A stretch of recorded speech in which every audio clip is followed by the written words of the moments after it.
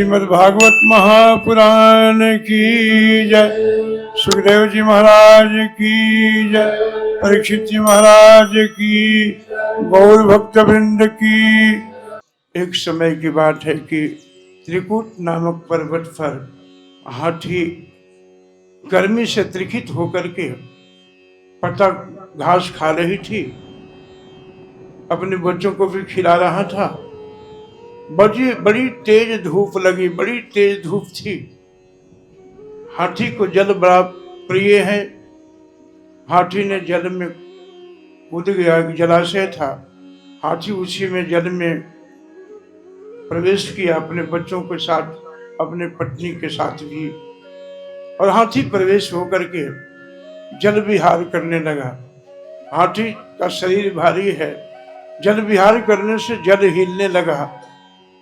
उसी जल में एक मगरमच्छ रहता था और उसका वो घर था। वो घर हिलने से वो बड़ा डिस्टर्ब हुआ, अशांत हुआ। धीरे धीरे आकर के देखा कि भाई कौन ऐसा आदमी आया कि मेरे घर को हिला रहा है। मैं शांति से बैठा था। धीरे धीरे आया और हाथी के पैर को पकड़ लिया। सूरदास जी बड़ा सुंदर पद गाए हैं इस पर। हाथी को पैर को पकड़ लिया। हाथी ने सोचा कि छोटा मोटा जानवर होगा, तो पैरों को हिलाया, झटकाया, पैर को छोड़ा नहीं। पानी का जानवर था मगरमच्छ, बहुत जोर से पकड़ लिया। हाथी भूमि का जानवर है, भूमि में उसका, जल में उसका बल कम हो गया। अपने तरफ मगरमच्छ खींचने लगा। अपना बल जब समाप्त हुआ हाथी का, तो अपने पत्नी से कहा कि आजी देखो देखो, मैं तो डूबने वाला हूँ। पत्नी ने सुन में सुन फंसा करके बच्चों को भी लगाया। उसके बाद भी मगरमच्छ ने पैर को नहीं छोड़ा। हाथी को लगा कि मैं अब पराजय हो रहा हूँ, हार रहा हूँ। हाथी की स्थिति खराब हो गई। कभी कभी हम लोग भी पिकनिक करने जाते हैं ना, बच्चों के साथ, पत्नियों के साथ जाते तो हैं आनंद सुख लेने के लिए, लेकिन कुछ न कुछ दुर्घटना घट जाता है। हाथी के साथ ऐसा ही दुर्घटना घटी। अब हाथी को खींचने लगा अपने तरफ। जल का जीव था, जल में बल बढ़ गया। पृथ्वी के जीव थे, जल में इनका बल कम हो गया। मगरमच्छ खींच करके बीच धार में ले गया। जब अपना बल खत्म हो गया, परिवार का बल खत्म हो गया, हाथी सोचा कि अब मैं बचने वाला नहीं हूं। हजारों वर्ष तक युद्ध चला, भागवत में वर्णन है, खूब युद्ध चला। हाथी की स्थिति खराब हो गई। अब सोचा कि मैं बचने वाला नहीं हूं। बहुत दिन के बाद में पत्नी और बच्चे उठ करके जाने लगे। उसने चिल्लाया, अरे मेरे प्रिय पत्नी, तुम कहाँ जा रही हो छोड़ करके मेरे को अकेले मझधार में? छोटे छोटे बच्चों ने कहा, पिताजी कब तक नहाओगे? हम कब तक भूखे यहाँ मरेंगे? आप तो जल विहार कर रहे हो, मैं चल रहा हूँ खाना खाने। संसार का यही रीति है। मरासन पर परिवार पड़ा हुआ है, लेकिन पेट का आग तेज हो रहा है। ऊपर से थोड़ा बहुत रोक करके अग्नि में जला करके और आकर के सीधे घर में खाना पीना चालू कर देते हैं। साथ कोई नहीं जाता है। अलमारी में पैसा पड़ा हुआ, पैसा भी अंगूठा दिखाता है कि तुम जाओ, मैं तो जाने वाला हूं नहीं, तुम्हारे साथ हम भी थोड़ी मर जाएंगे। यह बात सुन करके हाथी को बैराग आ गया। क्या है संसार, ये विरक्ति आ गई हाथी को।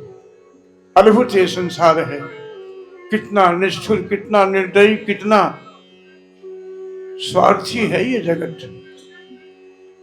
जब तक शरीर में बल था, पीछे से पापा पापा, मम्मी मम्मी, भाई लोग भी सहायता करते थे, बलहीन हो गए। आज डूबते हुए जल में छोड़ करके हमारी अपनी पत्नी अर्धांगिनी साथ रहने वाली अब कहती कि आप तो कब तक नहाओगे, मैं कब तक विविध करूंगा।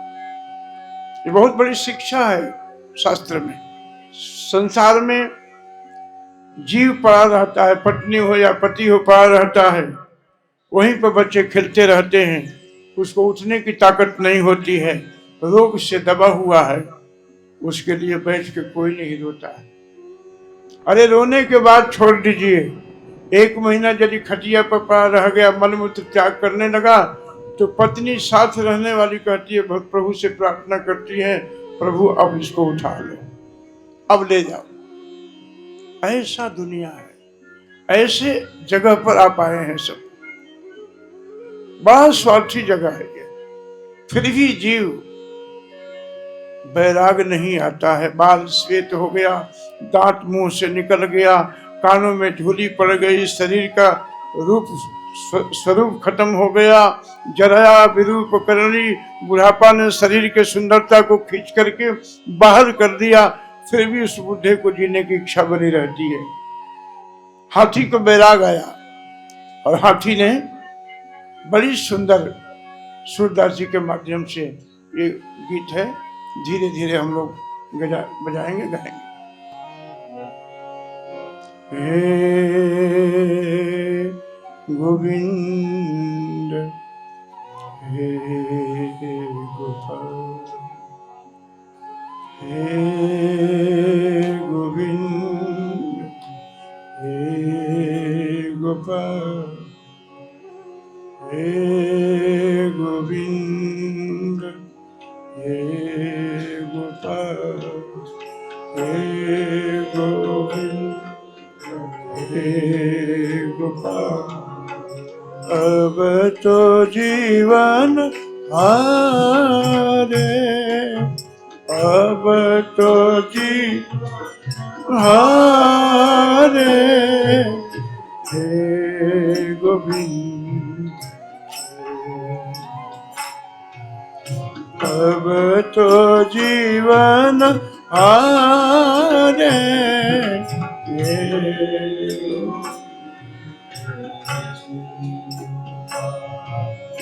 अब तो जीवन जल में डूब रहा है, मगरमच्छ खींच रहा है। अब मैं थक गया प्रभु। एक बहता हुआ फूल अपने सूंड में लिया और उस फूल को प्रभु को अर्पित किया।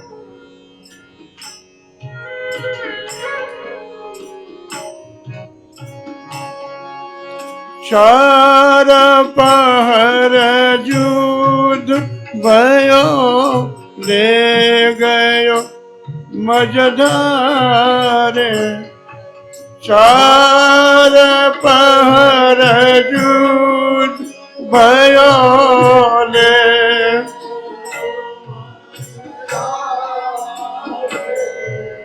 नीर पीवन है तू गयो सिंधु के किनारे, नीर पीवन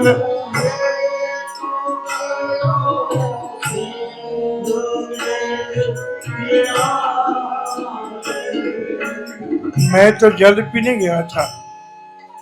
हाथी का शरीर है, स्वभाव है, जल प्रिय है। मैं तो अपने बच्चों के साथ जल विहार कर रहा था, जल पी रहा था। बच्चों को अपने सूंड में पानी भर करके उनको स्नान करा रहा था।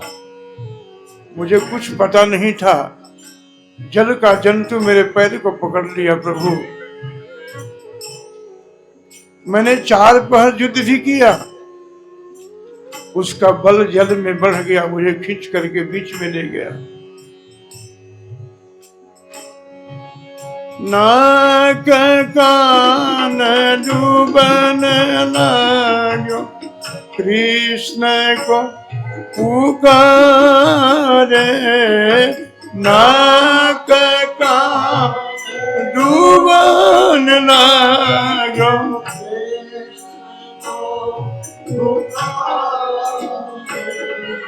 नाक कान डूबन लागो, कृष्ण को पुकारे, नाक कान डूबन लागो, पुकारे। नाक और कान दोनों जल के भीतर है प्रभु। अब मैं थक गया, अब मैं हार गया। ऐसा ही जीव भी संसार में है, सबके नाक कान डूब रहे हैं, दुख के सागर में तैर रहे हैं, सोचते हैं कि चलो 1 घंटा में सुख मिल जाएगा। अब मैं थक गया प्रभु, अब मेरा बल मेरे साथ नहीं है। नाक कान डूबने लगे, कृष्ण को पुकारो। नाक कान डूबने लगो,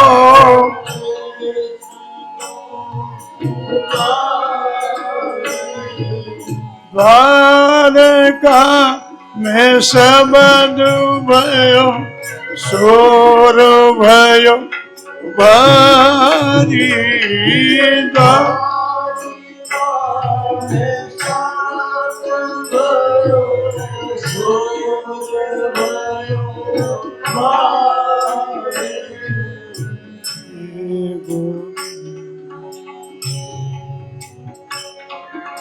अब तो जीवन हारे हे गोविंद,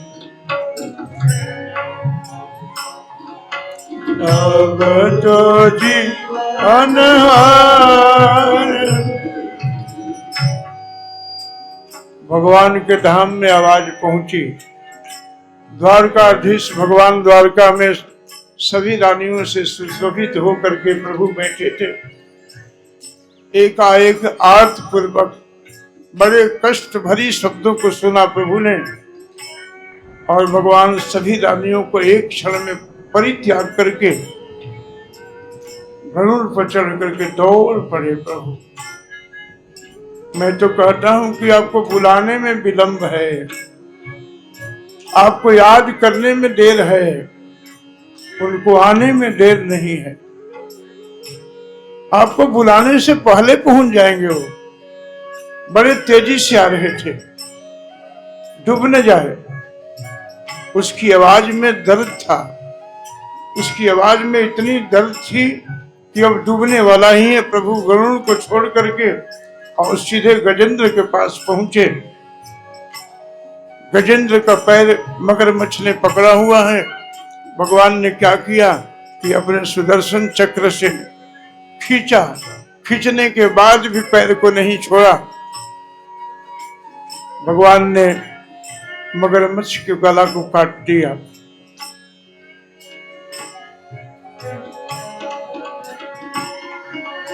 शंख चक्र गदा पद्म गरुड़ ते सीधारम, शंख चक्र गदा पद्म ग्राह के जो मारी के गजराज को उबारो।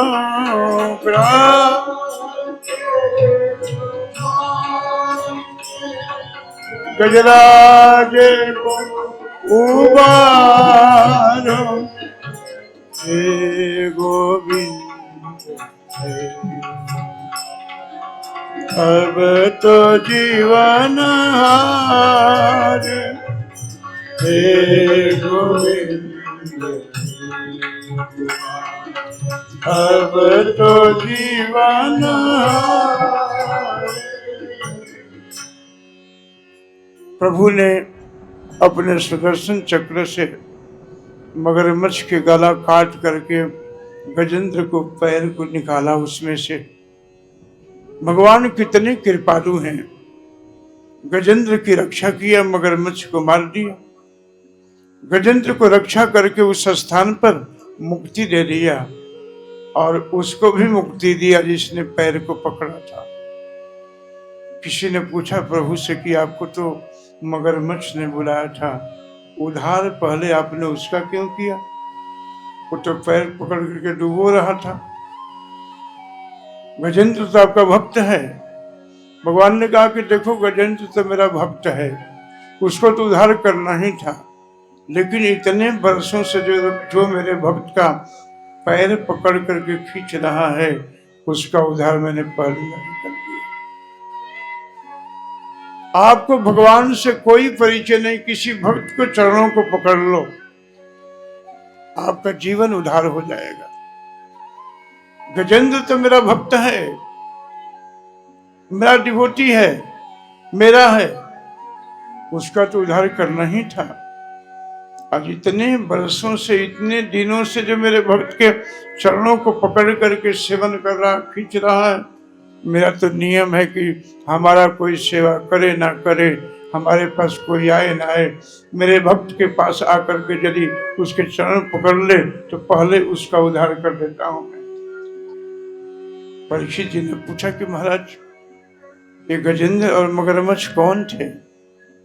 बोले कि एक समय की बात है कि स्वर्ग में दो व्यक्ति रहते हैं, उनका नाम है हा हा हू, हंसाने का काम करते हैं, मनोरंजन करते हैं। एक बार देवल ऋषि जल में सूर्य को अर्घ दे रहे थे। उन लोगों ने सोचा कि चलो आज महाराज जी के साथ कुछ कौतूहल करते हैं।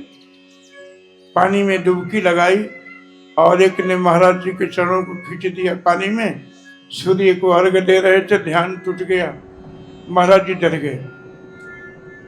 पानी से निकल करके उन लोगों ने कहा, क्यों महाराज डर गए?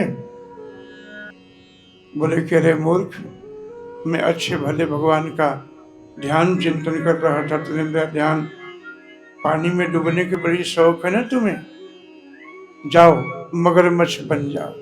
वही हा हा हू में से एक मगरमच्छ बन गया। परीक्षित जी ने कहा कि महाराज, तो ये हाथी के रूप में कौन थे? बोले कि एक बार अगस्त ऋषि रास्ते में आ रहे थे और ये राजा थे इंद्रदुम्न। महाराज जी को देख करके खड़े नहीं हुए, प्रणाम नहीं किया, स्वागत नहीं किया। ध्यान रखना, किसी वैष्णव को आते समय देख करके आपके चेहरे में मुस्कुराहट ना हो, मान आदर का भाव ना हो, स्वागत ना करते हो, आप पर अपराध लग सकता है। महाराज इंद्रदुम्न ने खड़े नहीं हुए, स्वागत नहीं किए, बैठे रह गए। राजा थे ना, मन में भी अहंकार हो गया। राजा को अगस्त ऋषि ने श्राप दे दिया, बैठे हो ना हाथी के जैसा, जाओ हाथी बन जाओ। आज प्रभु ने, सुखदेव जी कहते हैं कि राजन, आज प्रभु ने दोनों का उद्धार कर दिया। ऐसे उद्धार हो गया इनका। गजेंद्र और सूरदास जी का एक अंतिम लाइन है इसमें, ऐसी गा लेते हैं एक साथ में सब लोग। अब की बेर पार करो हे नंद के दुलारो, अब की बेर पार कर नंद के दुलारो। इस बार प्रभु इस भौतिक संसार से, इस भौतिक कष्ट से मेरा उद्धार करो। अब की बेर पार करो हे नंद के दुलारे, हे गोविंद हे गोपाल, अब तो जीवन हारे। हाथी के उदाहरण से मनुष्य के ऊपर इसका विचार किया गया है। हमारी भी दशा वही है। शेष कथा आपको इससे आगे बताया जाएगा। धन्यवाद आप सबका। आप सभी सुखी रहो, स्वस्थ रहो, संपन्न रहो, जीवन में खूब भक्ति बढ़े आप सबकी। धन्यवाद।